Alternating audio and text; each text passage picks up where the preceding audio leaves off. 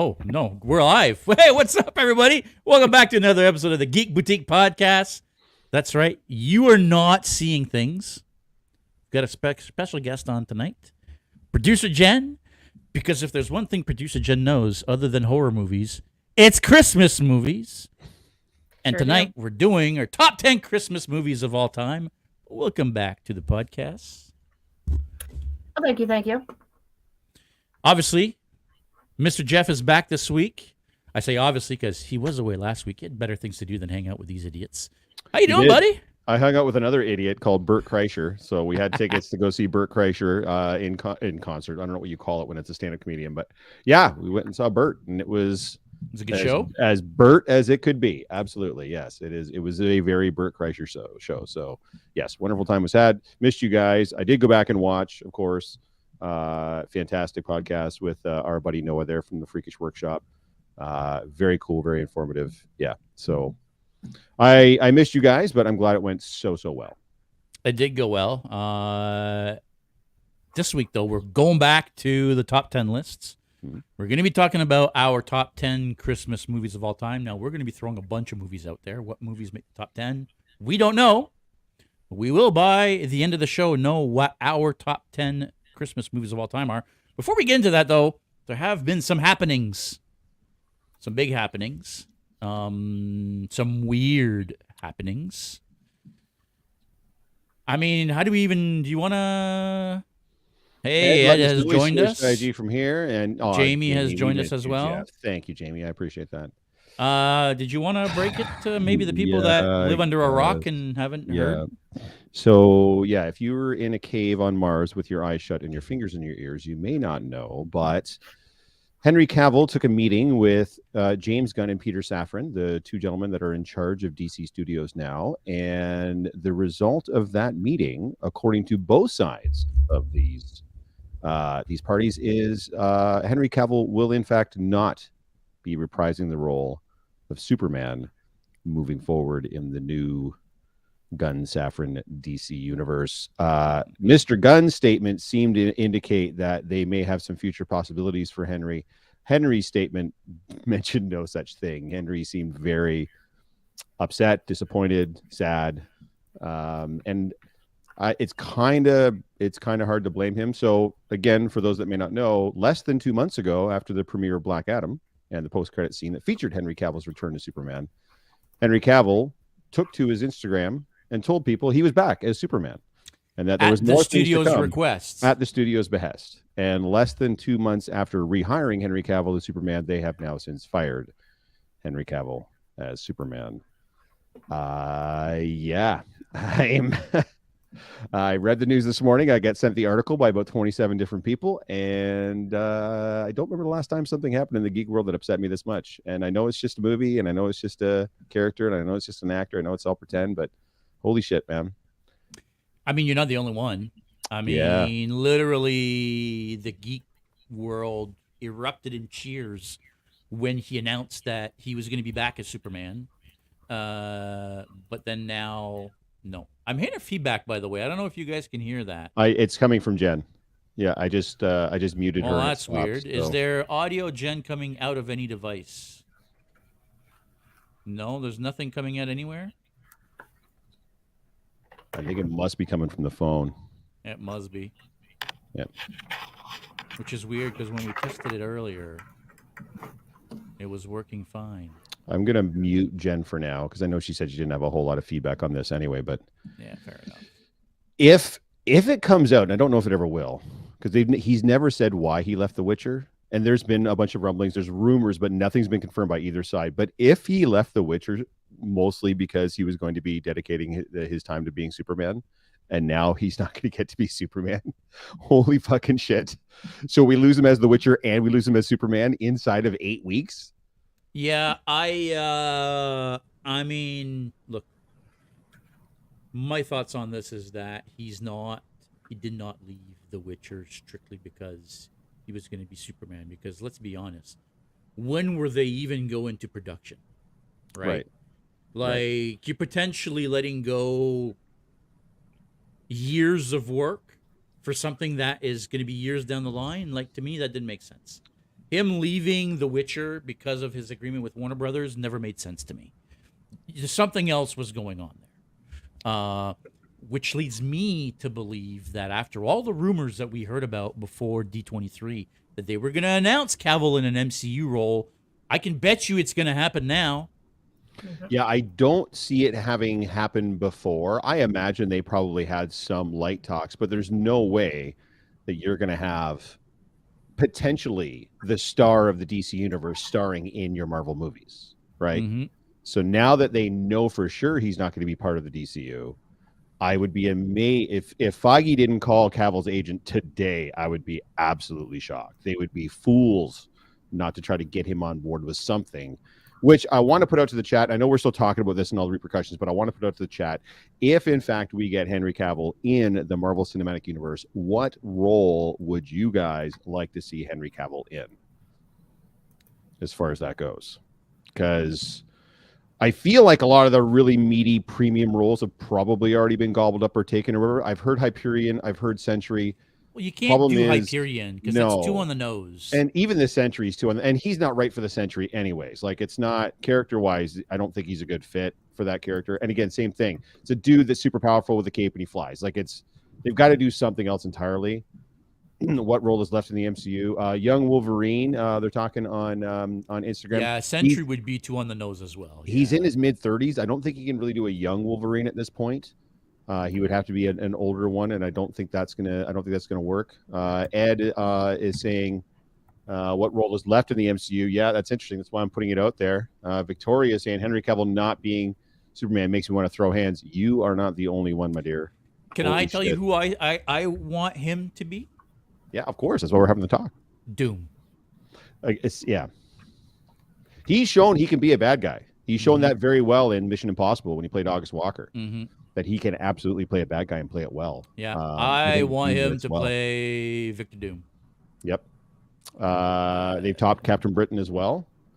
Again, I don't hate Captain Britain, but it's just not a meaty enough character. Myers Corp Cyclops, he's way too old.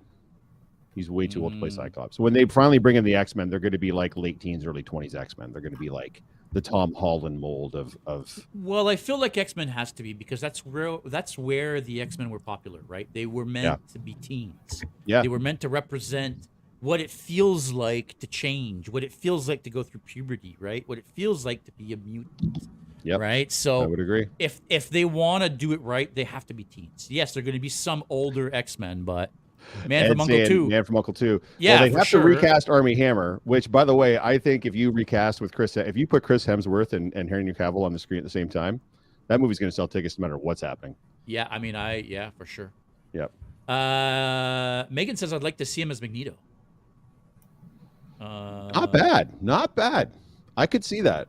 I mean, and Ed's saying here too, Henry as Mr. Fantastic, also not bad. Those are both roles. They are going to be older characters, like in his age range. Pardon me.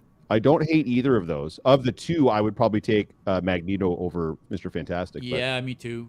I mean, I still say Doom, but no, Doom is real, but only if they're going to use Doom over a series of films. Well, that's my understanding. I mean, again, we don't know for sure, but of the little bit that they've told us between D23 and SDCC, it sounds like Doom is going to be the next overarching villain, right? Beta Ray Bill. Well, the next one's definitely going to be what's his nuts, Kang.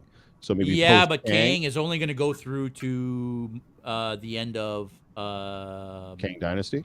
Is that what it's called? The last Avengers movie that they've got? Well, the last one will be Secret Wars, right? Okay, so the one before that is Kang Dynasty. Kang Dynasty, yeah. So I feel like they're only a year apart, so it's that's going to be part 1 and part 2, and that's going to be the end of Kang, as far as I could tell. No, 100. I agree with you. But that still puts us 3 years out, right? So it's like it does. You're right. You're right. If not Magneto would be great too. And of course, here's the thing, and this is all great. I love this casting that we're trying to do for him, but this does open him up for Bond, by the way. It does, which I would totally see as Bond. I mean, look at that. Are you fucking kidding me? He's the perfect age. He's the perfect look. He's British. Like, he's like the quintessential, like he couldn't be any more Bond if you try. Like, he's who you would think of when you picture James Bond in your head. It's that guy. So I don't know, man. Like I that's don't know. What does the producer Jen here think? I mean, you kind of rolled your eyes a little bit there at James Bond. I worry that he's a little young for it. I Well, don't know. they I find James Bond a little older, a little bit more mature, and Henry is very attractive but younger. So I think he could do more of a younger James Bond, not young as in like 20s, but maybe a just getting started kind of James Bond. That's he's just me. he's I'm not a about- huge Bond fan. no, Out that's of the fair. movies I have seen, I interpret him as not old, but I just So want to he's- mention he's your are age. old. He's about to turn. Oh, he's going to he's turn so 40 young. in May. He's going to turn 40 in May, and so they've Mm. said specifically that whoever signs his bond has to sign for 10 years and 5 films. So the original talk was like maybe we'll get Idris Elba, but then it was like Idris Elba's already like in his early 50s. He's already too old. So He's Henry's going to actually be too old in 10 years, right? Henry's actually in that really good age range. I don't necessarily think he's too young. I think 39 to 40 is probably the sweet spot where they want to hit him, right? Yeah.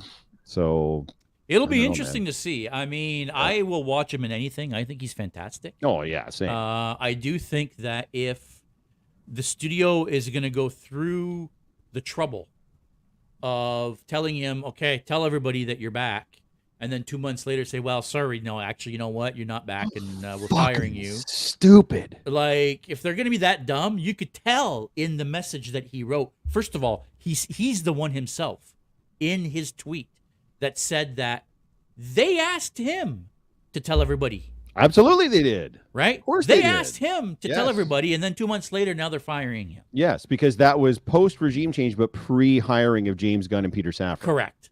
So you could tell in that message that he's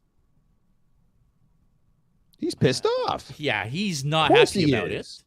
So I How think could you- that how that could he leaves be? the door open for Kevin Feige to swoop in and throw a big bucket of money at him and make him somebody actually big that's going to be reoccurring in the MCU, like he should have been in the DCEU. But, Ed saying I'd rather see him as James Bond than a Marvel character. I'm kind of starting to lean that way myself. but and you here, can see him as and- both. And guys, let's be clear. He doesn't have to jump right back into a franchise. He doesn't have to jump right back into No, he a doesn't. multi-film IP, right? He is still destined to play. I'm assuming he's going to play Connor McLeod for the Highlander reboot that's coming. He's due to star in that as the main character in the Highlander reboot. So that might leap start a franchise. Like he doesn't actually need Bond or Marvel at this point. He's Henry Cavill. It's not like, well, I had all my hopes pinned on Superman and The Witcher. Now I'm not. No one's going to hire me for anything. Fucking look at that dude. Dude. Like he's going to get gigs. Like it's not that big a deal. So that was the final nail on the DC movies coffin. It sure feels that way. You have one of the top stars in the world not only comes back into the fold, but is eager to play Superman. He wants to come back and he wants to do it and he wants to do it justice. And then you guys are like, nah, we're going to go a different route and probably hire some idiot that no one likes. Or And this is after everybody asking for him back. I Out of know the shit show that was the DCEU. Everybody's been wanting him back. Oh, let's fire him. Like, what the frick is wrong with you guys? so Anyway. stupid. You're stupid. I heard, I didn't hear the statement that came out, I think from James Gunn himself, was Yeah, he that, tweeted like Yeah, basically, James this Gunn came out sort of simultaneously, right? Yeah. He said something about doing I guess, I'm assuming he meant younger Superman. Yes. His earlier days. So what that's going to mean, I don't know. Are we getting like a Smallville type? He's series already of movies? he's Who already a knows? journalist. So yeah, I mean, I'm not. If he's already a journalist, then at least he's at a point where, right? I don't think it's going to be necessarily like a Smallville. Mm-hmm. Maybe more. It starts where he moves to Metropolis, where Superman 1 starts, basically, right? Maybe. Who knows? Either way, it's a sad day It is for what DC. it is, guys. Yep. I've kind of had it with Warner Brothers. You know, it's one of those things where they don't make me want to support them. Is that stupid or what? Like, I'm a comic book guy, and Warner Brothers does not make me want to support their comic book movies. Like, you know, between the Flash and this, it's like, you know what? Like, fuck off. Yeah, yeah.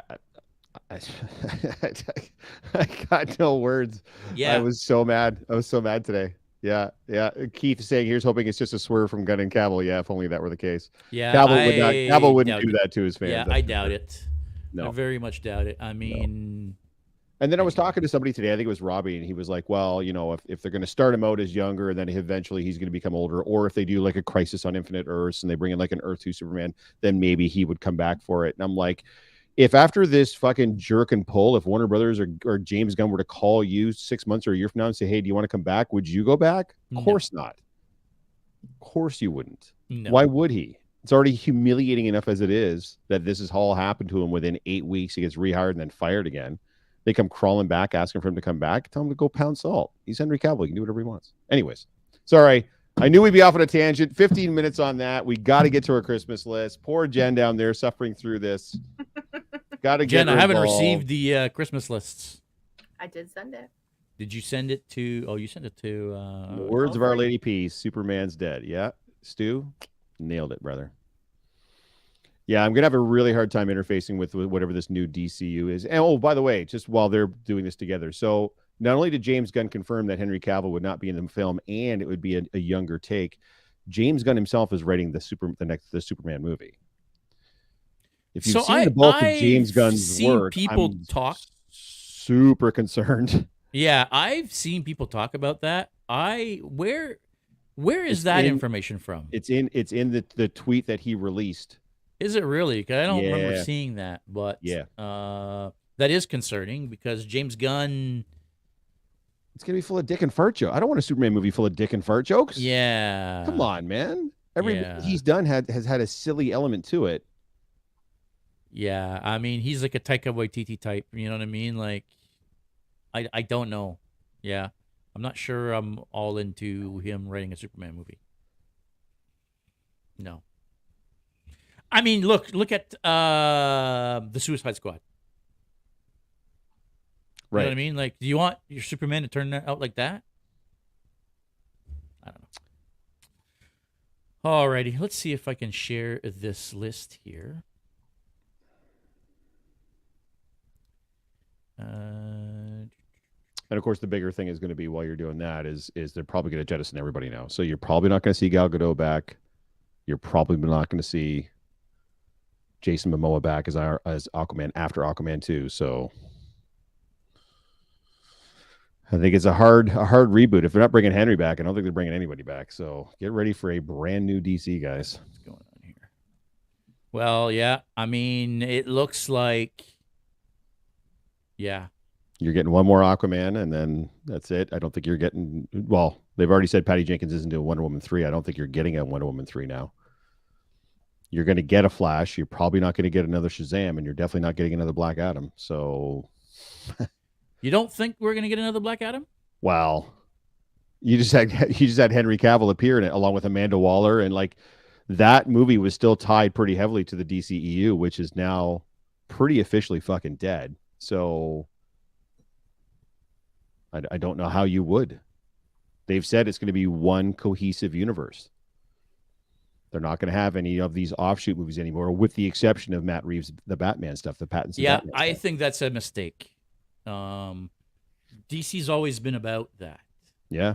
There's always been 7 different versions of Batman running at the same time. No, Gunn's been specific, man. That's not what they want to do anymore. They want to do Marvel. They want to bring everything under one thing. So but why? Why try to emulate them? Because Marvel makes billions and billions of dollars for putting out largely, especially lately, crap stuff. And DC just gets spanked on everything they put out. So yeah, that shows that what that tells me is there's a lack of creativity at Warner Brothers and DC. Of course there is. There's only 2 ways to do it, right? There's either have it all connected or have it all separate, or mostly separate with a little bit of connectivity. Well, they tried that. It didn't work. So now they're going to connect it all and see what happens. That's not going to work either. And then we're just not going to have any DC shit anymore. Yeah, it's pretty sad. It'll be a Marvel Phase 17 or whatever. Yeah. Anyways. How do I lose this box? Christmas time. Oh, well. Top 10 Christmas movies of all time. I think it's time we get into our lists. Guys, we're gonna have a bunch of movies. We're gonna talk about them in whatever order. I'm actually not gonna start by my number one this time, just because. That's fair. We'll start wherever you But want. hey, if you throughout the show, have ideas, movies you want to talk about, shoot them in the chat. We might not acknowledge them because they're likely going to be on our list already. But if it is one that we didn't think about, we'll definitely talk about it. But who wants to get the ball rolling? Oh, well, you and I have talked for 20 minutes and Jen hasn't said a peep. So it seems grotesquely unfair not to start with Jen. Producer Jen. I've been very patient. Yes. Hit us with movie. It doesn't have to be your top ranked movie. Just hit us with a Christmas movie and we will discuss. Okay. And first of all, when I came back, my sound is good now. Yes. We are not hearing the echo now. Perfect. So I am going to start with my number one, and that is How the Grinch Stole Christmas. And like our other lists, any iteration, so right back from the book, really, to the television series, to the movie, to the musical. And I don't know if anyone has seen it yet. I have not. The Mean One, the horror movie. That looks good. Yeah. So we're not picking specific movies? Not saying that. No, I'm just going to say The Grinch or / How the Grinch Stole Christmas. Okay. Because to me, it's all the same. It's the same story. Okay. Right? No matter which way you do it. Kind of like when we were doing the villains and the heroes and the horror movies. And those were characters. So I'm more worried that we're not talking about a specific film. Like if I say Die Hard, I'm not talking about the 5 Die Hard movies, right? I'm only talking about Die Hard. Right. Right. So it's okay. So if that's the case, I would choose the Jim Carrey version. Oh, really? I would. Which is what's that live one called? action version? How the Grinch Stole Christmas. I think it's just called How the Grinch Stole Christmas. It's the full title. Christmas, I'm pretty. Yeah. I would argue the cartoon is better. The original cartoon or the one that came out a couple years ago? No. The original cartoon. Yeah. That the movie's based on. It was good, and it lasted the longest before they started redoing a bunch of them. But there was something so amazing with the Jim Carrey version where it was that they brought in the adult jokes that kids didn't get, but it worked. So that for those of the adults who were watching it, we got the original story, but then we also got the adult humor as well. Mm-hmm. We're gonna run into an issue, I think, because if you nominate this one and then someone else nominates the cartoon, we're gonna have this on here twice. Yeah. Because we can't even agree on which of these is the best of the bunch. Because I think the cartoon completely kills the live action one, but the cartoon's like when you think of Christmas movies, it's like, for me anyway, it's. So this is one of those exceptions where you're right. I don't think I would put all of the Die Hard movies into a lump together, but I think that I would put the Grinch movies together. Okay. Okay. I think that the Jim Carrey movie doesn't work without the original cartoon. Agreed. True. And the original cartoon doesn't happen without the Dr. Seuss book. Right. So it's one of those things where I think they kind of go together. I hope everybody's okay with that. Are you okay with that? It's like a set of Russian nesting dolls, basically. They just sure, there you go. I'm good with that. Another little Grinch inside the Grinch. I'm good with any of them because I love the story and I love all of them. So it has to be on the list. Yeah, no, I'm good with any of them. But year after year, the one that gets replayed the most is going to be the Jim Carrey version. That's the one that's on TV and movies and Netflix. Oh, weird, because I never see that one. I always see the cartoon. But really, again, maybe because that's what the one I'm looking for, because that's the one from my childhood that I love so much, right? True. That's possible. True. Although the one they did the animated one a couple years ago, and that one was really well done. It was Mr. Grinch.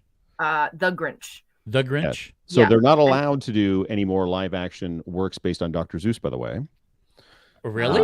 Yes. So after The Cat in the Hat, starring Mike Myers and Alec Baldwin, was so bad, the estate that controls Dr. Seuss's work came out and said, you are no longer allowed to do live action interpretations of I didn't know that. So that's why The Cat in the Hat is the last live action interpretation. And Huh. everything that's happened since then, the Lorax, the new Grinch, that's all animated because that's all they're allowed to do. But they've done the musical theater though, right up until Musical theater is a 2019. little bit Right? different, but COVID shut that down. But a live movie, they're not allowed to do a live action movie anymore. Right. Yeah. I did not know that. That's Yeah. interesting. Yeah. Mhm. My Hey, kids loved The Cat in the Hat. The more you know. Still pretty bad. Anyways. You know, you're always gonna go to bed smarter after you watch the Geek VT podcast. Kids. Well, right now, that's number one. Obviously, JS. It Why has don't you? to be. It's the Why don't you Grinch. pick another? Why don't you pick another one? Oh, I think I've got one that might beat it. So, No way. well, Mm-mm. Mm-mm. we'll get there. We'll get there. I've got two above the Grinch, and since you went right at the top, I mean, I will go and say it right away. My number 2 choice, because the Grinch was number 3 on my list, is Scrooged. And we talked about So good. Scrooge slightly Oh my God. during the pre-show. So good. Scrooged is one of those movies that, even though it was a Christmas movie, right? It's the story. It's a Christmas Carol story. Mhm. It's one of those movies that I had on VHS and watched over and over.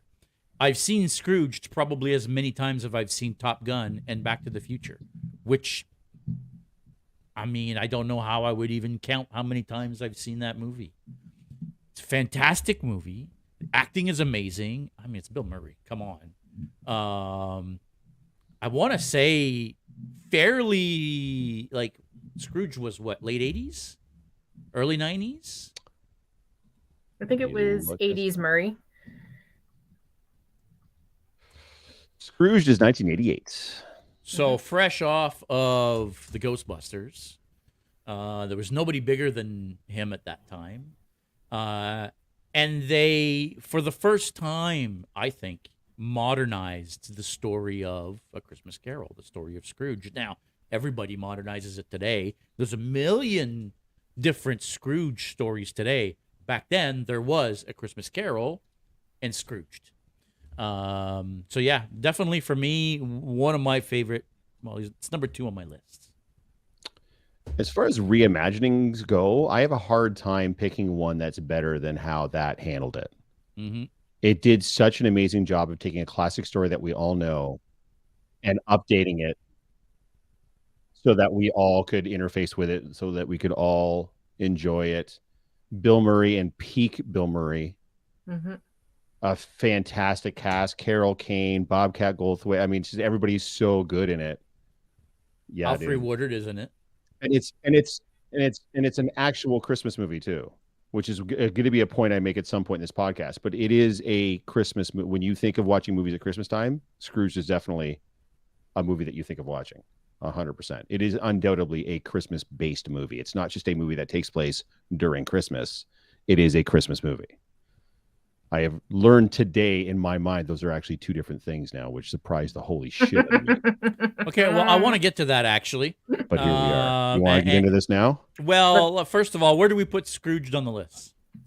Probably below The Grinch. 100%. 100%. Scrooge is amazing, and it's based on a classic tale, but it's not the classic tale. It is a reimagining. To me, the original Grinch is still the quintessential. All ages, anywhere will recognize the Grinch. There Yeah. may not, if you're not in North America or grew up in the 70s or 80s with Bill Murray, you may not know Scrooge. Mm, And let's be honest, when Fair you made enough. your list last year, you had forgotten about it. well, I did, and So like I it was couldn't saying have been earlier, that amazing. I did forget about it. It's one of those things where it hadn't played yet that year, right? So I was listing out the movies that we had watched or whatnot, and didn't think of Scrooge. But yeah, So you can't put one at number one that you've forgotten. well, all right, fair enough, fair enough. I will give you that. Jeff, before you give us your pick, maybe it is time we have a bit of a chat about what makes a Christmas movie. Yeah, dude, I had a revelation today, an epiphany, if you will, that I did not think, because up until I'm not joking, like maybe 3 or 4 hours ago, I was the diehard. I was a diehard. Mm-hmm. And I started going through Christmas lists, and it really woke me up. I was looking at, I don't know, like the top 74 or 71 Christmas movies of all time.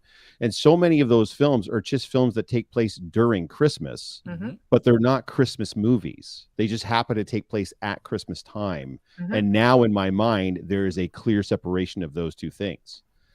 So I would have gone to the wall on Die Hard. I would have told you that Die Hard is unequivocally a Christmas movie. And now that I'm thinking about it, I don't actually think it is. It just happens to take place at Christmas, but Christmas has nothing to do with the movie itself. It's just the setting it's taking place in. Whereas a lot of the other movies that we're talking about, like Scrooged and The Grinch and some of the other ones we're going to get to, Gremlins falls into this category too, right? Gremlins takes place at Christmas, but it's not really a Christmas movie. So does Home Alone. Same thing. I actually scratched Home Alone off my list because Christmas has nothing to do with I get at the end of the day, you can watch Home Alone at any time during the year. You can watch Die Hard at any time during the year. You can watch, and they'll play those movies at any time during the year. They only play The Grinch at Christmas. They only play Rudolph at Christmas. Yeah. They only play Bad Santa. You know what I mean? Like they only play Christmas movies at Christmas. A lot of these other picks just happen to take place during Christmas time. That doesn't make them Christmas movies. Now, dude, I came to this revelation today, and I'm really struggling with it. I'm really having a hard time with it because I would have gone to the wall on this, and I'm like questioning my entire existence. Yeah, I mean, my issue with that is that, you know, that's eliminating 50% of the Christmas movies. I know, because they're not Christmas movies. It is true. No. A lot of Christmas movies have nothing to do with with a Christmas story. They're stories that happen during Christmas. Right? But are there Christmas elements? Is it about a Christmas tree? Is it about the gift giving? Is it about families coming together at Christmas time? Oh, you mean like Die Hard? Like him trying to get to his kid for Christmas? If you remove the Christmas elements from a movie and it can still exist and make sense, then it's not a Christmas movie. Do you only watch Die Hard during Christmas time? Me? No, anybody. No. You'll watch Die Hard in July if you want to, if you just feel like getting some Die Hard on. I'm not a fan. For sure. Do you watch Rudolph the Red-Nosed Reindeer in July? Of course you don't. You watch it at Christmas because it's a Christmas movie. That's all I'm saying. I will watch Elf at any given moment. And I use his sayings at any given moment throughout the year. So maybe there's some that sort of like ride the line between. Because I would suggest Elf is a Christmas movie because it is still a movie about Christmas. Yeah. He's one of Santa's elves for the love of fuck. Clearly it's about Christmas. It doesn't just take place during Christmas. That's all I'm saying. So my other argument, JS, is would you consider Star Wars a romance? Would you label Star Wars Episode 2 and 3 a romance? I mean, potentially, because 2 and 3. Well, 2, no. 2. You know you're lying. But, I mean, look. So there's two people that fall in love, and it's a part of the story. It does not make it a romance. So what I will say to that, here's what I'll respond to that, and perhaps you're right, but if you go on Google right now and you Google Christmas movies, Die Hard will show up in that. Home Alone some of them will show up in that. And there's a lot of things within Google that are not true. Gremlins will show up in that. And if you go to Netflix and you go Christmas movies, and those movies will be there. And you go to Prime and you go to Christmas movies, and those movies will be there. Now, here is, I think, the distinction that we're trying to make here. Batman Returns isn't. Hawkeye isn't. Well, Hawkeye is. A Christmas show? Yeah, 100%. Oh, my God. Dude, what are you talking about? He's literally trying to make it home in time for Christmas Eve. This isn't a Christmas TV show. This is a Christmas movie, although I guess these appear. So here, I think, is where the distinction we're trying to make here. And I think that what you're talking about is the difference between a Christmas movie and a holiday movie. Okay. Stu says Lethal Weapon is 100% ex-Christmas. Wow. I would say Lethal Weapon is more of a Christmas movie than Die Hard. No. I don't think either of them are Christmas movies. You don't save either of those movies to watch during Christmas time. You don't gather the kids around the TV on December 24th with a mug of cocoa to watch fucking Lethal Weapon. Yeah. Stop your nonsense. Because the main genre is action. It's not Christmas. That if you take Lethal Weapon and you put it at any other time during the year, it's the exact same movie. If you take Die Hard and you put it at any other time of the year, it's the exact same movie. And you if you can't take Rudolph the Red-Nosed Fucking Reindeer and put it at any other time of the year. That motherfucker's got to go out on Christmas Eve and deliver presents with Santa. Like, that's just how it is. And if you took the Christmas elements out of it, it still makes sense. Now, having said all that, guys, having had my rant and my say and everything else, and I'm half cut already, I'm not if someone says Die Hard, I'm not gonna be like, fuck that guy, it doesn't go on the list. I'm giving you my opinion. I will not be suggesting movies that I don't consider to be Christmas movies. That's all I'm saying. This is still This is still a geekocracy. If it's voted in, it's in. Well, we already agreed last week that we weren't going to include Die Hard just because it would end up at the top of the list regardless. So, as the greatest action movie of all time, 100%. As the greatest Christmas movie of all time, Christmas. No. Well, No. No. So Jeff, what is your first pick? Sorry. So then, well, I've already mentioned it a bunch of times, but I got to. So 50 minutes later, guys, we still don't have a pick from Jeff. That's right. But, sorry. You said expand on it, Jeff. So here we are. This is on you, sir. You knew what would happen, and you did it anyway. You know what? No. Sorry, not rude. I want to say why number one pick is, and that is A Christmas Story. Yeah. Okay. Yeah, that is easily my number one pick. They showed number the Christmas one, Story. huh? Oh yeah. Huh. Especially from my generation, and this might be a generational thing. I don't know. They showed us A Christmas Story in school, and it was constantly on TV. You can still buy those lamps, those one-legged leg lamp. Yeah. Rob has one. I mean, it's such a hugely and now they just a Christmas Story or something like that. They just got the original Christmas Story. Yeah. I mean, to me, that is the quintessential Christmas story. It's right in the goddamn title. It's A Christmas Story. Like, it's such a great put your eye out, kid. Like, so many great lines from it, so many great moments with the tongue stuck to the fucking pole, and dude, like, so good. For me, my number one. So where does A Christmas Story go on the list? I think higher than Scrooged. My mom has the leg lamp, says Michael. Well done. Well done, Mom. And Ed, Christmas Story is number one always. I mean, I agree. But it's on my list. It's not very high on my list. This is a geekocracy, so it is my number one. So I would argue it should be number one. Middle of the pack. For me, I don't think it should be number one. I don't know if I see it above The Grinch is my problem. No. So can we compromise then and put it between The Grinch and Scrooged? Sure, we could do that. There we go. A Christmas Story. I hate this compromise, but I'm willing to make it because I love you guys. This is a geekocracy. All right. Middle of the pack over there. Producer Jen's up with her Yes, middle sir. of the pack. Goodness gracious. So my middle of the pack is A Nightmare Before Christmas. Okay. And a lot of that, even though they haven't remade it or anything, but I think for that one, it has a lot to do with the merchandise, right? The impact that movie had and the merchandise in every store in all generations. And it comes on TV every year, and it has its foot in 2 holidays. So want to talk about Die Hard and Lethal Weapon having action and holiday. Nightmare Before Christmas has Halloween and Christmas. And an iconic like that Jack Skellington. Everyone knows him as Jack. Like, everyone recognizes his face. They may not have seen the movie, but they recognize him. So I think in terms of cultural impact, it probably has a bigger cultural impact than it does being an amazing movie.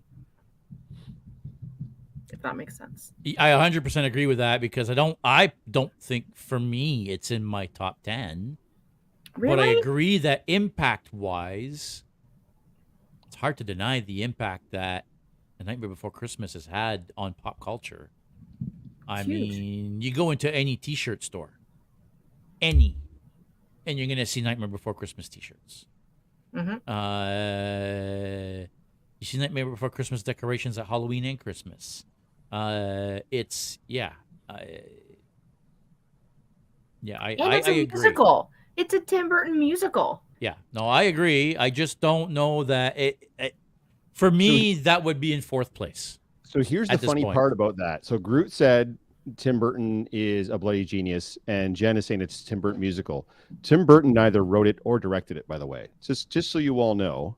Really? Tim Burton came up with a story concept. I was going to say he wrote the Interesting. story. He wrote the story concept. It was adapted for a screenplay by somebody else and directed by somebody else entirely. So Tim Burton actually he was on set for the movie twice during its entire production because he had something else on the go at the time. But because he was already such a huge star and because he had some association with it, the studio slapped Tim Burton's The Nightmare Before Christmas. But he had almost nothing to do with the actual making of that film. That's interesting. Yeah, but he gets credited by so many different people, and the studio pushed that hard because he's such a name. But Well, yeah, if he created the characters and created the plot and kind of created all that, then I don't see what's so wrong about that. I'm not saying wrong, but I mean, someone else did the adaptation. But it's not a Tim somebody Burton else movie. did the screenplay, and somebody else directed it. So it's like me telling you, you know what would make a really cool movie? Boom, and then you putting Jeff McDonald's bullshit on the title. Well, I mean, come on, man, like it's not really cool. It's just funny that movie is so in people's minds that it's. But I literally just watched like a whole video on this, how it's not actually Tim Burton's movie. He had almost nothing to do with it, but it's so interesting. It's put out there as a Tim Burton film. Anyways, sorry. I'm with JS. I've watched this film once. I didn't enjoy it. I don't associate it with. It's a Christmas movie. There's no question, but it's just not one of my like Christmas films. But I know people that live this fucking movie, like. Live it, like they absolutely love it. It's actually called Tim Burton's. That's what I've said. The studio slapped his name on it because he came up with the original story for it, but after that he had nothing to do with it. Sadly enough. So yeah, everybody just assumes he directed it, and then you look and it's a guy named Henry Selick, and you're like, what? And poor Henry Selick gets no credit for it, even though he was the guy that was there every single day shooting that film. That is very interesting. Anyways, definitely should be on the list. There's no question. Yeah, for sure. Not my movie. For sure. Yeah, I'm the same. It's a good movie. But yeah, I don't know that it cracks my top 10. You know what Danny does crack Elfman my is top a genius. 10? You're right. Jamie, you're right. Danny Elfman is a genius. That dude writes amazing musical scores. Is that who wrote the music for? Yeah. The Polar Express. Yeah. The Polar Express. Yeah. So that was one of those movies that came out. I was already an adult. I was I wasn't a kid when that came out, and it was one of the first Christmas movies that I saw as an adult that made me go, "Oh wow, this is an amazing movie." I love the fact that Tom Hanks plays a number of characters in the movie, including Santa. And I just love the adventure that these kids go on before finally coming face to face with the actual Santa. To me, Polar Express is actually very high on my lists. I think it's a very beautifully made movie. The set design and everything is very beautiful. It gives you all the warm and fuzzies. But cultural impact, I'm not sure it's as big as these ones. I'm looking for a crickets sound. I can't find it here. Two things about Polar Express. One, it's boring as shit, and two, the dead eyes. It's the characters. It's too soon. If you make it now, I think it's really good. But it was too soon when it was made, and it's creepy as the CG is not the best. It's not quite there. They try to do like a photorealistic. Yeah, and it's not. It just genuinely creeps me out. That movie was shoved down my throat as a kid, and I couldn't tell you what happens in it. Unfortunately, yeah, it's. I'm like you, Jay. Like I love the It's Robert Zemeckis. It's Tom Hanks. Like the concept of it is so brilliantly done, and you can see how much they wanted to make this really, really great movie, but it's so dull. And then the characters have zero emotion on their faces because they just weren't at that stage yet where they could have a CGI character emote through the face. it's a rough watch. I don't know the last time you watched it, brother, but it's a rough watch, man. I I cannot. watch it every year. Yeah, yeah. Every year. I have a hard time with it, that one. But yeah, I mean, you want to put a below A Nightmare Before Christmas. That's okay. Wow. It's going to get bumped, but yeah. You guys suck. Jeff, you're up. We said this was a geekocracy. Yeah. All right, so let's do Rudolph the Red-Nosed Reindeer. Yeah. What do you want me to say? Nope. Is there End of anyone on story. planet Earth Let's that doesn't move know on. that story? Like, Yeah. stop motion animation. I feel like the quintessential one. There were a few other ones. Yeah, there was also two The other Year ones Without that are on my list. Yeah. And whatever the other one was, but to me, Rudolph is the quintessential one of those. Personally, it's the telling of that tale in the most iconic way possible. Yeah. I don't know if there's any. They still show that movie at Christmas time. Like, I don't know that you're going to run into somebody in the civilized world that hasn't watched that film. And it's it's one simple. that I'm surprised that they haven't updated yet. Mm-hmm. There haven't really been a proper updated Rudolph. No. Not about his story, no. No. But I don't yeah. I don't know you necessarily need to. I think it stands the test of time. It does. I'm just surprised they haven't. Yeah. Because they update everything, right? I mean, Stu's saying number 1. That's a bold pick for me. On this list, I would put it at number 3. Personally. It was number 2 on my list after A Christmas Story. I mean, yeah, I could. The message of Rudolph will always make me mad, but the original stop motion is classic. The message of Rudolph. Rudolph should be up there for sure, even more than Grinch, in my opinion. You're gonna have a tough time selling that to these two, so I don't think that's gonna happen. I can see it going right under the Grinch. And it would probably be higher if there were attempts to remake it. His story, not just Rudolph being in other movies, but if they did a remake of Rudolph, I could see it possibly beating out the Grinch, but no. Or it's just so amazingly good it just stands the test of time. They don't need to remake it over and over like they do with the Grinch. Is that what we're trying to? No, I'm just kidding. Yeah, I don't know where you guys want it. I mean, yeah, if you want, it's got to be high on the list. You guys want to put it at number 2? Since you all seem really I'm okay with number 2. Yeah, all right. I'm good with number 2. With number 2. All right. Yeah. Sorry, guys, I tried my best. We got it at number 2. Rudolph, the Red-Nosed Reindeer. All righty. I believe it's producer Jen. Is it me? It's you. So one that I had joked about the parentheses, when you were talking about Scrooged, I have Scrooged on my list as well, but it's in parentheses with Spirited because I have my number 2 pick is A Christmas Carol.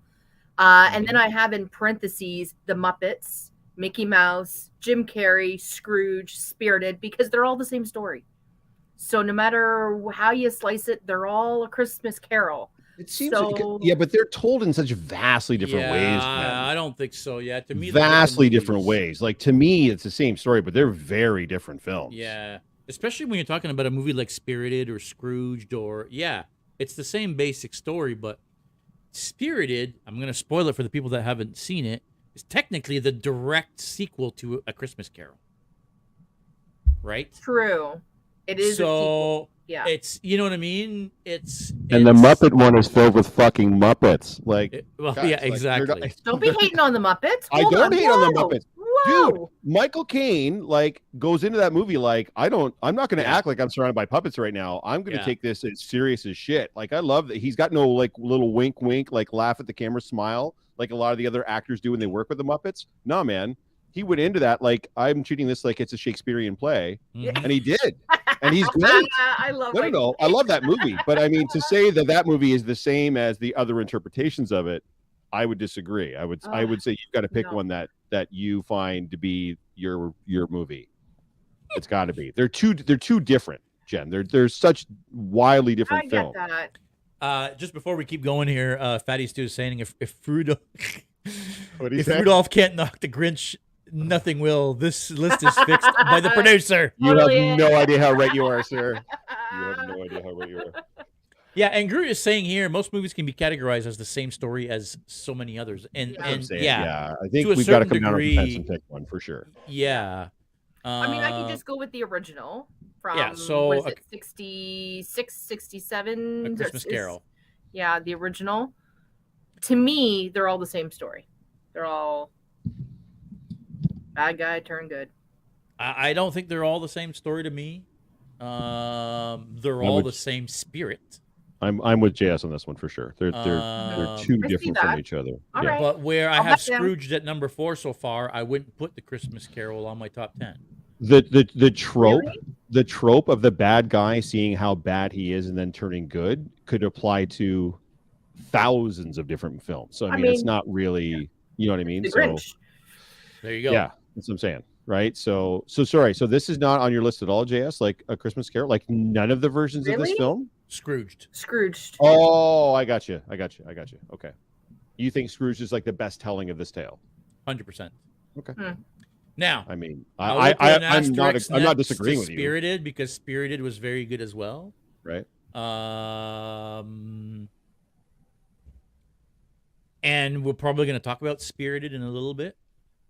But yeah, no, the original, especially not the 60s or 40s or what year was it? We looked it up yesterday. I'm pretty sure it was in the 60s. Christmas Carol. No, we were looking up It's a Wonderful Life. That's what we were looking up yesterday. I'm okay with honorable mentions if Scrooge is 1938. there. There's also one in 1951. Oh, really? And then one in 1984? Oh, I'm way off then. And Yeah, then there's also one in 2001, and one in 1971, and one in 1997, and one in 1977. Because it's such an amazing story. And one in 2022. Actually. Oh, the 80s one is the George C. Scott one. Okay. Yeah. Nice. Yeah, I remember that one. Okay, remember so we'll very leave well. it. We'll leave it. I'll accept honorable mentions. No. I mean, we could put it on. For me, that one goes at the end. But Yeah, that's that's just fine. me. I'm good with that too. That works. And this was the original. Let's just say OG. There you go. Yeah. That works. Whose turn is it now? Is it my turn? Yeah. It's you. It's my turn. I think.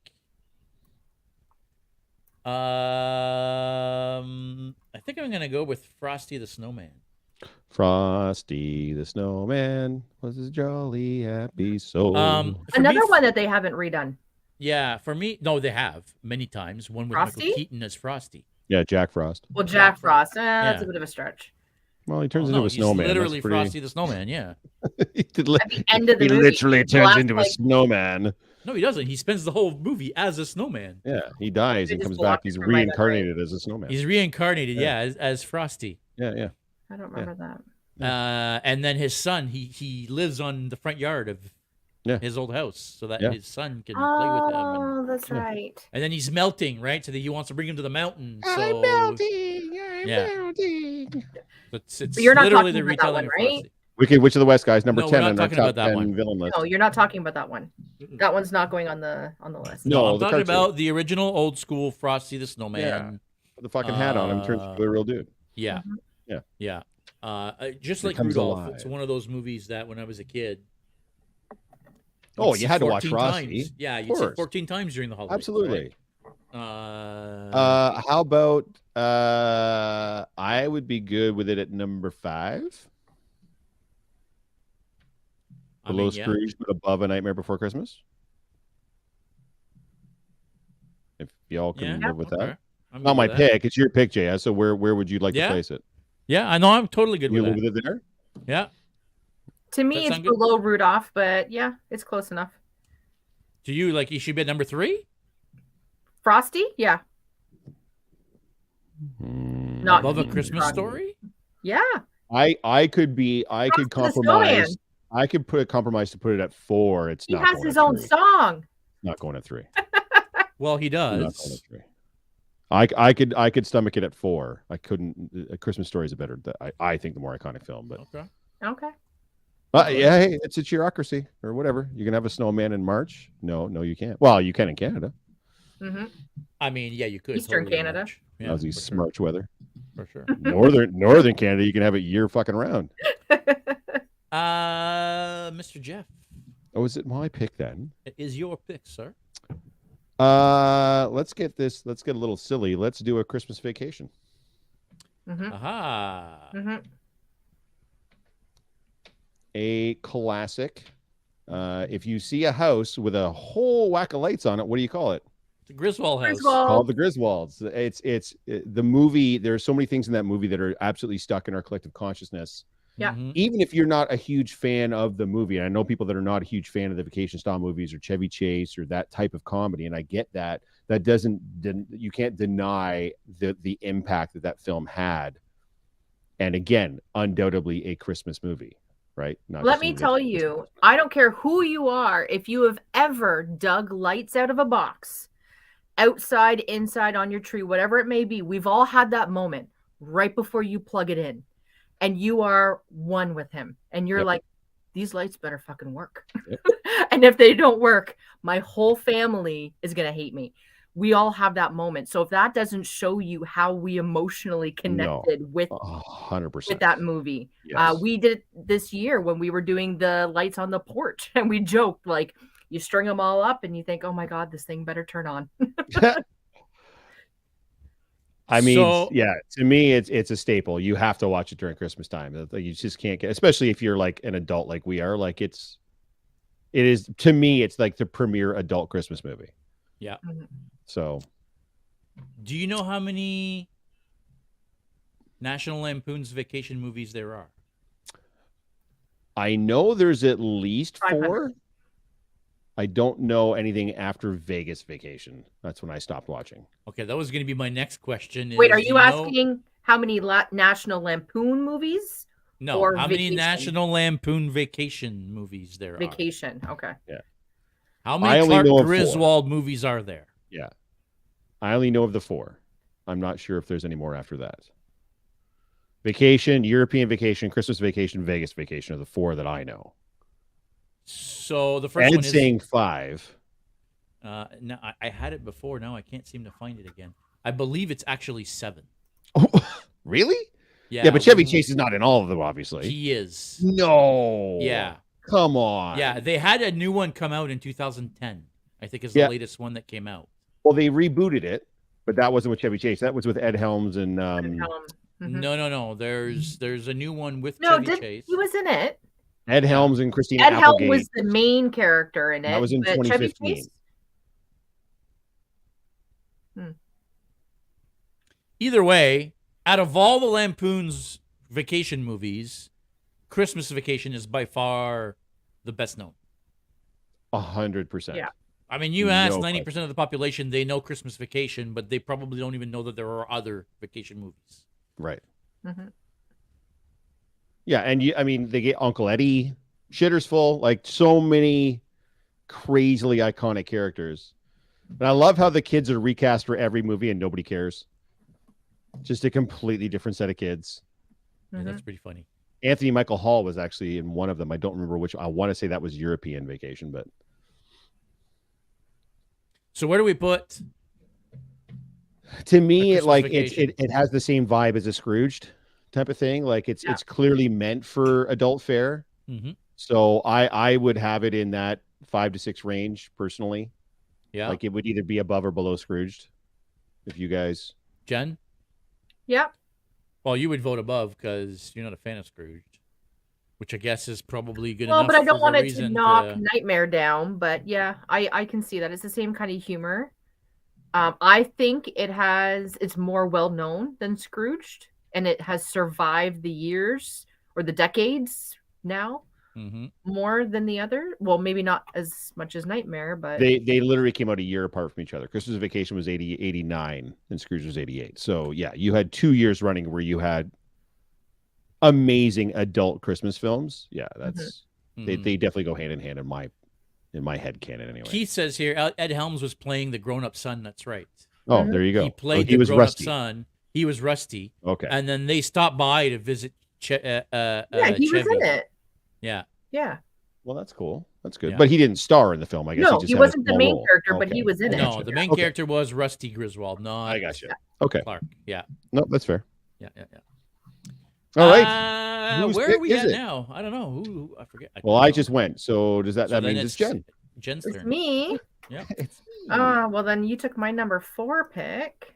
Sorry. Not sorry. So my next obvious one is one of my favorites. Now it is lower on my list, but it is one of my favorites, and that is Elf. My Will Ferrell, and I know that some people are not. What? Put it right back there, sir. I just before you even said it, I was writing it here under Scrooged. Yeah, Sorry, so go I ahead. know sometimes, JS, you're not a huge Will Ferrell fan. I am. I'm a huge SNL nut. So I grew up with like 90s Will Ferrell.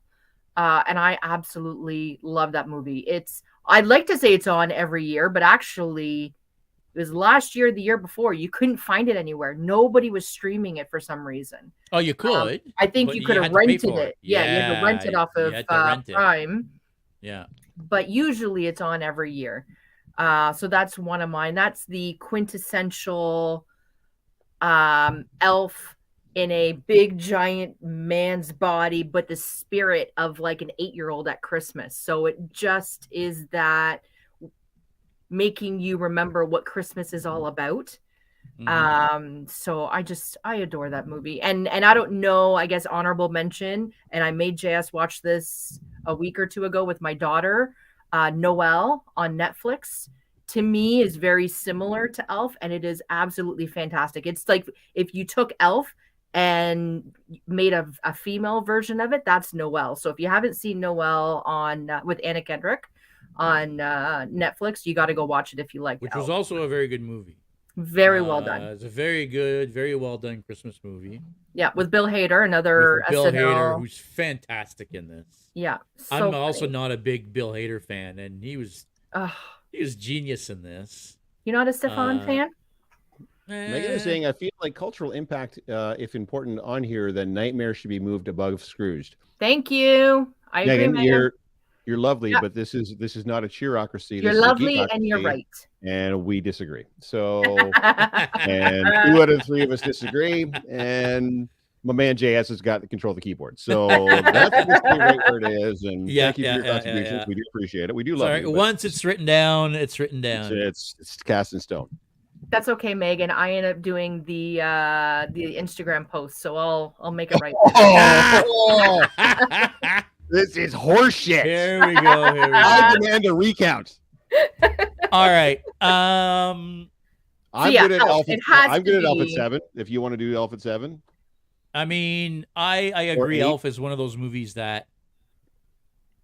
Sorry, what did you say? 8, Just- 7, or 8?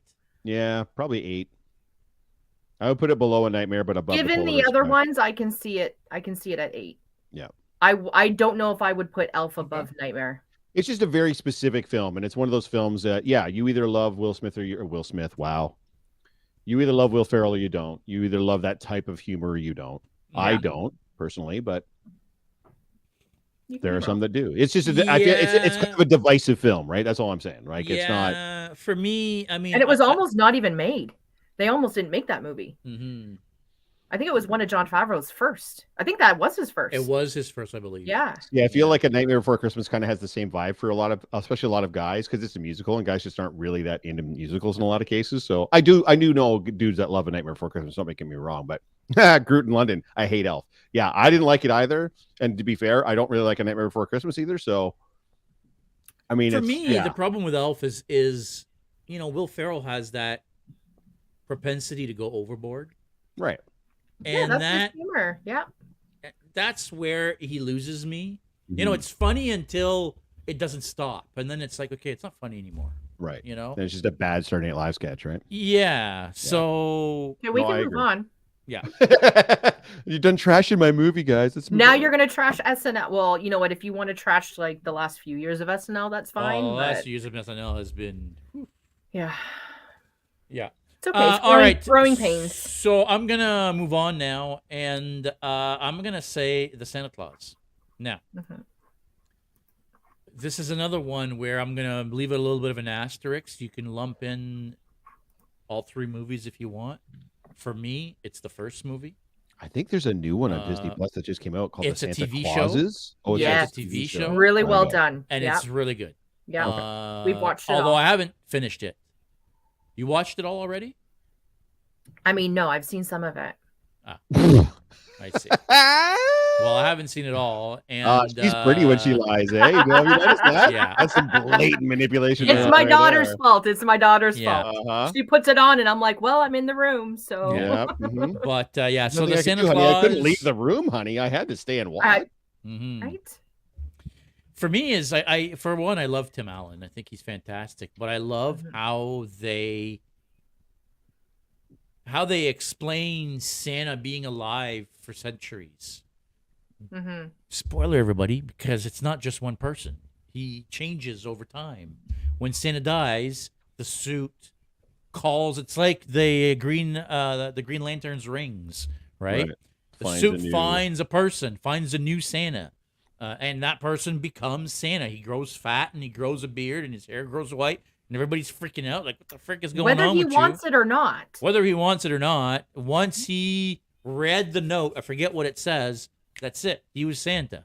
Yeah. You know, once he reads reads the oath. channel with your Green Lantern reference, but yes, very good. I agree. Yeah. I love the Santa Clauses. That has to be high up there. I'd say it should be 4 or 5. Says Megan. It's the reason why I can't spell Santa Claus. Yeah. I am a grown woman and I misspell Santa Claus because of that movie. Now, a little trivia fact for you guys. When the original Santa Claus came out, Tim Allen did something that nobody had done before, and I'm fairly certain nobody's done since. He had the #1 show on television with Home Improvement. He had the #1 movie in theaters with the Santa Claus, and he had the #1 book on the New York Times bestseller list, Don't Stand Too Close to a Naked Man.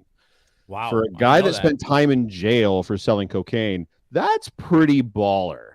That's I did not know too that. damn bad. Yes, all three were happening at the because of the same cocaine. time. Yeah, probably. Interesting.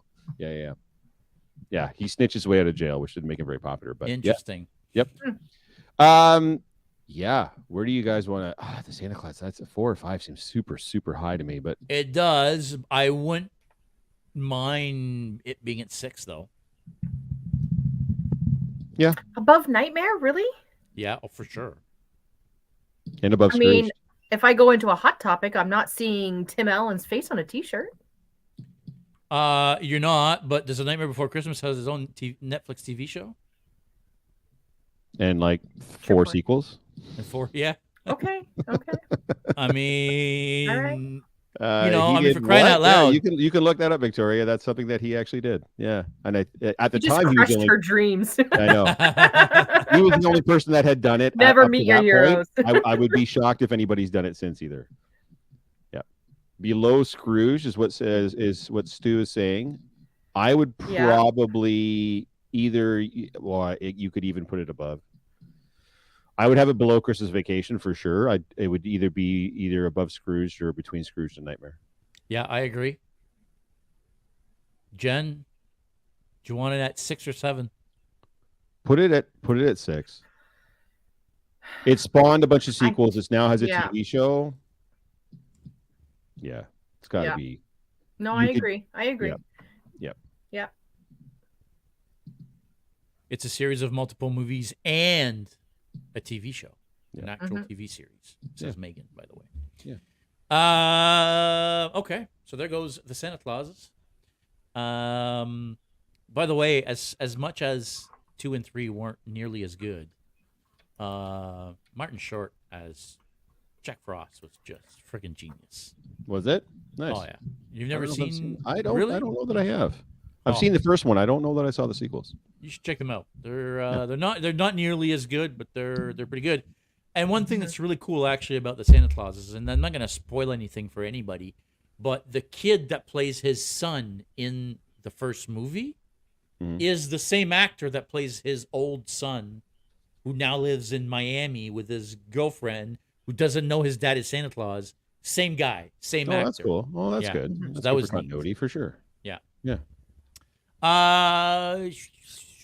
Jeff. Do You were do up. do do do do do do do do do do. I mean, I have it on my list too. Do do do do do Right? do do You can't- do do do. A Peanuts movie, a Peanuts Christmas movie, of course. Mm-hmm. Yeah. It's my Christmas cards. The last 2 years. Yeah, you again, same thing. A Charlie Brown Christmas is the official title. Mhm. It is. Yeah, it's just one of those that it's on every single year. We all watch it. I don't know what to tell you. I don't know what more to tell you. I know the Peanuts gang is maybe not as in fashion now. There's probably some Zoomers that don't know what the fuck I'm talking about. So it may not have quite the cultural impact as it once did. If we were putting this movie list together in 1985, it would probably be like number 3. Mhm. Mm-hmm. Now it's probably going to be much lower down the list, but I think it needs to be on the list. It has to be on the list, and I think the cultural impact that it had on our generation can't be denied. Even the millennials, I think, we're still in that. Millennials in the channel, speak up. Do you guys know what we're talking about You when we say know. Charlie Brown Christmas? But for sure, Gen Z, they probably don't even know what that is. Megan says it should be 3. I mean, that's a little high for me, but Steve says above Groot.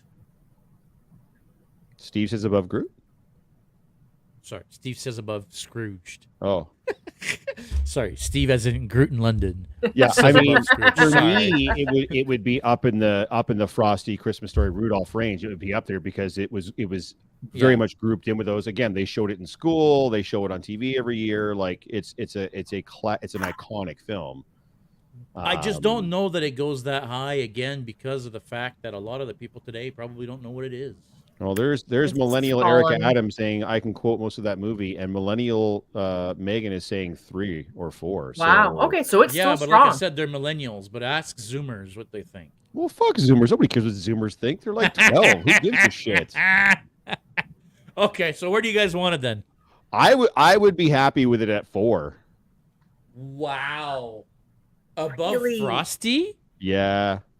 No, I think it's more Oy, iconic oy, than I oy. Frosty. disagree. Okay. So where do you No. guys want to put it then? I This is mean, making I me would. uncomfortable. Yeah, I would be willing to say maybe above Christmas Vacation, but not above Frosty. Not for me. So I want to make sure. So Frosty is the only iteration you get of Frosty is Frosty the The Snowman, that cartoon. thing. Yeah. The Peanuts gang is like Halloween and Thanksgiving and comic strips and cartoons and other movies and everything else. And you're telling me that Frosty should still be above those for one fucking shit cartoon movie that came out in 1968? Well, yeah, because this is not a top Come 10 on. cartoon of the century. you don't have list. you don't have It's Christmas Zoomers viewing. movies. We're the young vote. No, I know. Zoomers aren't watching this podcast. You don't know. You tell me. I mean, if I can't convince you guys for it to be 4, it should definitely be 5. Jen, I don't want to answer. come on. She's so mad that Elf is at 9. Jen doesn't want it on the list at all. No, I think it should be on the list. For me, it would be like a 9 or a 10. Oh, you And I are feel like- on And I crack. love it. Don't get me wrong. I love that Ugh. movie. I feel like it's lost its oomph over the last 2 decades. Oomph. Well, the Yeah. millennials would disagree with you, and that's Whether their I bread and see it butter. this Christmas or not, don't care. I've never actually gone on streaming services looking for a Charlie Brown Christmas. I have gone on looking for Elf and Nightmare Before Christmas. Do you know? Yeah. Do you know why you haven't gone on looking for the Peanuts one? Because you don't have to. Because it's going to be on 47 channels for the week leading into I Christmas. don't have cable. I haven't watched that movie in years. Silent Night, Deadly Night. Yeah, I haven't watched that All movie this- in years. All this, Victoria's getting her back up. All this Gen Z slander. We kid because we love. Yeah, I mean, put it where you want. It's not that high for me, only because I watched it when I was a kid and that was it. I'm Okay, not so going to sit there as an adult and watch it. I'll give you high, but I'm sorry, I can't put it above Frosty. Okay. Okay. User Jen is right. Lost its Stu, you don't know shit. Shut up. A Charlie Brown Christmas is what you're after there, sir. Mm-hmm. Sorry, I was reading comments here. Sounds like it's time, JS, says Eric Adam in the chat there. I agree. Clearly, you need to revisit. Doug out there. Die Hard. We've had this discussion, sir. I don't think No. it's going to make the list. Does not make the list. No. Yeah. Die Hard takes place at Christmas time. It is not a Christmas movie. So I'm going to go with the movie that is number 1 on my list, and I know it's not going to be near the top on this list. I'm not even number sure it's one gonna above make all of this. the list. No. My number 1 Christmas movie has to be Krampus. Honorable mention. Yeah, well, I'm gonna find this cricket sound here somewhere. I'm gonna. There's got to be. yeah. Krampus, again, it's one of those in the same vein as Gremlins, as in that horror comedy type movie. It's fantastic. Yeah, I mean, for me, it's I can't tell you a Christmas movie that has made me want to watch Christmas movies more than this movie in a long time. Like, if I'm only gonna watch one Christmas movie every year, it'll be Krampus. And you don't like what's her name? Who's the main actor? The mom. And Toni Collette. I don't Toni like Collette. Toni You don't Collette, like her. and still a fantastic movie. Hmm. Yeah, I'm not a particularly big fan of the dad either. What's his name? Her husband in the movie. I don't know his name. I forget his name. Still a I think fantastic Krampus movie. is great, and for the horror fans, it's horror parody horror. Adam Scott is the other guy in that film. Adam Scott. Yeah. Thank you. I don't Yep. think it's an of all time, top 10 of all time, maybe top 20, but of all time. My number 1. I know you enjoy the Devil's Lettuce, but maybe you should put it down. And yeah, Listen, it's still gonna be my number 1. Krampus you know, doesn't have doesn't Julius matter. Pringle status. I agree. Krampus does not have Doesn't matter what kind Julius of Pringle Christmas sweater I'm status. wearing, Yeah, you know. definitely not. You know what's funny is on the StreamYard feed, it's the right way around, and on the Instagram feed, it's It's reversed. backwards. Yeah. I didn't notice that before. Yeah. Oh well. Getting baked. Yeah, you could honorable mention it, but that's as high as I would go with it. Yeah, I don't think it's of all time. It does not supplant any of the films we've got on there. That's for sure. Really? Are you Yeah. serious right now? You could put it above the Polar Express because that movie sucks. But other than that, Fine. I'm at least gonna do that. God damn there it. you go. If that makes you feel good. I love how angry you're typing right now. Like I can hear Angry how typing. hard you're hitting the keyboard. Heartbroken girlfriend. Whoops. Krampus is $1. There you go. Krampus is $1. Yeah. Krampus is $1 that is $1. Yeah. Unbelievable. No, and I loved it. It was a great movie, but I don't think it's an all time. I think I skipped a turn there, didn't I? I don't think Who was the last pick before me? so. That was Jen. Oh, it was? Okay. Well, then, Jeff, Yeah. it is your turn. Is the goal to make JS cry? I mean, if he keeps making shitty picks, yeah, that's the goal.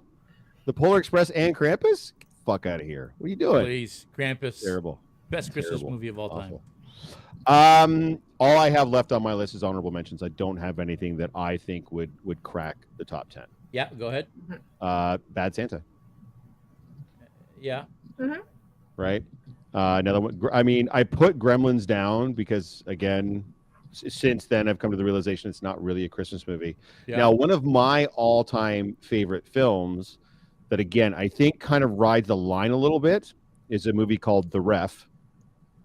Stars Dennis Leary, Kevin Spacey, and a female actor.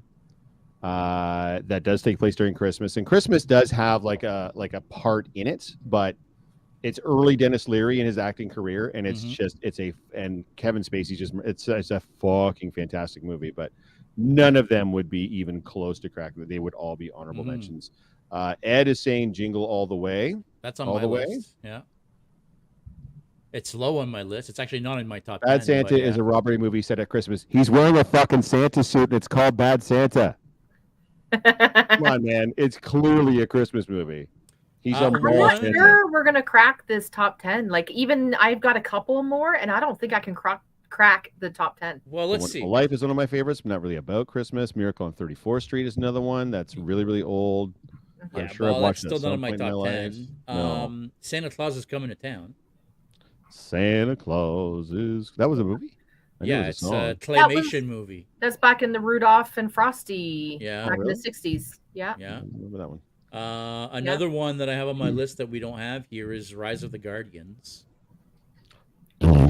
I loved that movie, and I loved that Viking style looking Santa that kind of created that genre of the tattooed, tough guy to White Santa Christmas, style. yeah. And I know that one that was on...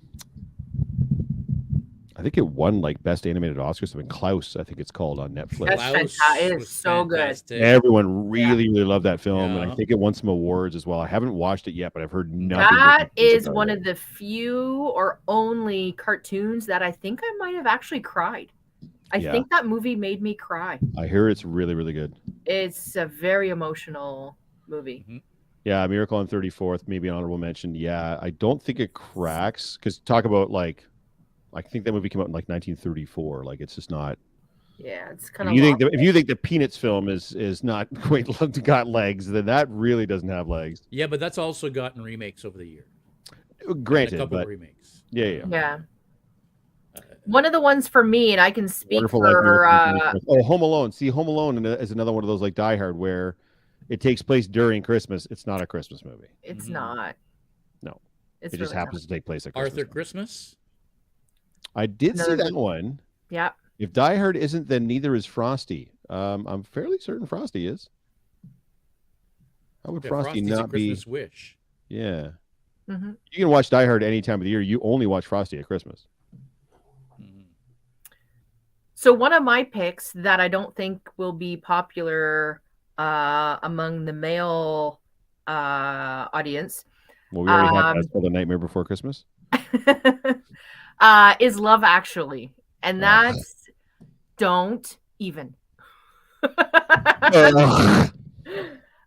There were many years where I would be wrapping my Christmas presents, and that was the movie that I had on in the background. I absolutely love that movie. Emma Thompson, fantastic in that movie. You only watch Home Alone at Christmas too. I disagree, Victoria. I think you can watch Home Alone anytime. It doesn't have to be a Christmas to watch. They'll play Home Alone any time during the season. They don't just play it at Christmas. Whereas a lot of these you'll only see on TV at Christmas time. The Santa Claus we actually have on the list. Sorry guys, I'm going over some of the comments. Frosty could be set anytime in the winter. It's a Christmas wish that gets made. So it's clearly maybe we Christmas should movie. go back over the list here. Number one right now, and I don't think it's going to change at this point, is The Grinch. There is an argument about which one, but I think we all argue that it probably should be at number one. Number two, Rudolph. Number three, A Christmas Story. Number four, Frosty the Snowman. Number five, A Charlie Brown Christmas. Number six, Christmas Vacation, National Lampoons and the Griswold Family. Number seven, The Santa Claus, the first one. Number eight, Scrooge. Number nine, A Nightmare Before Christmas. Number 10, Elf. And then so far in honorable mentions, number 11, Krampus. Number 12, Polar Express. And number 13, the OG, A Christmas Carol. I feel like Christmas with the Cranks is another Christmas one. with the Cranks was great. But again, I feel like those are all. I don't know that they cracked the top 10 for me. No. Anything else that you guys can think of that might crack the top 10? If we don't have, if we're not doing Miracle on 34th or Wonderful Life, then I don't think nothing else is going to crack that. Like if those don't supplant Elf, then I don't think anything else is going to. I mean, again, Miracle on 34th. I mean, I feel like it's a product of its time. No, I agree. I don't know that I've ever watched either of those films, and I'm old as fuck. Eh? Yeah. Mm. So, like, I I know think I've I'm seen not. every I know single I'm not the version litmus of, test, but I'm just saying, like, it's not. Yeah. They just haven't. Maybe I don't want to say haven't stood the test of time, but I mean, there's probably entire generations that haven't seen either of those films, right? Well, I'll spoil it for you. The Miracle on 34th Street story is the story of the trial of Santa, right? Proving he's the real Santa. And you know how they win at the end? The Postal Service brings him all the letters to Santa, and they drop him off in the courtroom. And then how can the court deny that he's the real Santa when the Postal Service has agreed that he's Santa? It's like I said, it's a product of its time, right? Listen, it's one of those weird. Y'all stop saying the Star Wars Christmas special because it's not fucking happening. All right, we don't talk about the Star Wars Christmas special. Oh, the Guardians Christmas special. If you guys haven't seen it, it is fantastic. It's all right. Oh, I loved it. It's one of the best things to come out of Marvel in a long time, as far as I'm concerned. Shrek the Halls. That was a good one too. Shrek the Halls was good. That was a great one. Loved Shrek the Halls.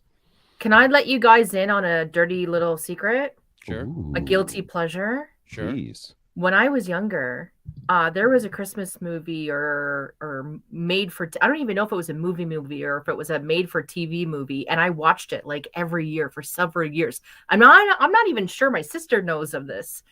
It was called A Very Brady Christmas. And it was like the Brady Bunch. The Brady Bunch Christmas really? Special. I watched that movie so many times over. Oh yeah, like when he goes into the building, he's an engineer, and then the building collapses, and then they all go, and to save this man from a building, they decide to sing a Christmas carol. You say that like we know what you're talking about, but okay. Yeah, it was one of those. I bet you 99% of the population have not seen it or are not going to admit to seeing it. But apparently I remember watching that year after year after year. Thank you, Michael. Michael's got your back. Yeah, Very Brady Christmas. Not a top 10, but definitely a Christmas guilty pleasure. Alrighty. Hey, guys, I think we need to cut it off because we've been on for almost an hour and a half. And I think this is pretty good. Is And list. I think we've made enough people list. Mad that we know we did a good job. Yeah, I and think so. Die Hard is not on it. It is not. Well, no, because we agreed we weren't going to put it on. That's right. Yeah. You know. Success. That's all I'm saying. But, just it's going to shock everybody, but Jen got her way. Newsflash. Newsflash. The producer Jen got her way. Guys, the end of the year's coming up. We're wearing our Christmas sweaters. We're just about a week away from Christmas Eve. Next week, so Christmas Eve, we're all going to get together. The 4 geeks are going to be on. Rob's going to be joining us. We're going to be doing a year in review. So, guys, make sure that you have your high points for the year lined up. And you guys won't want to miss this because it's going to be a fantastic discussion. We're going to go over all sorts of stuff that happened in 2022. We've had a great year. I had a great year. The Geeks Co. had a great year. So I think it's worth talking about some of that stuff, talking about some of the people that we met and that have helped us out this year. Jen, you were about to say something? I was going to say, and a lot of the people that are on YouTube and Instagram, we will probably be talking about. And so if you come over to YouTube, we'll be showing pictures of you with the Geeks & Co.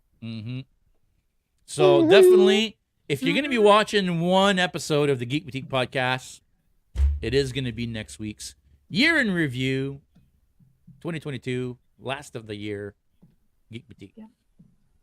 I think that's about it.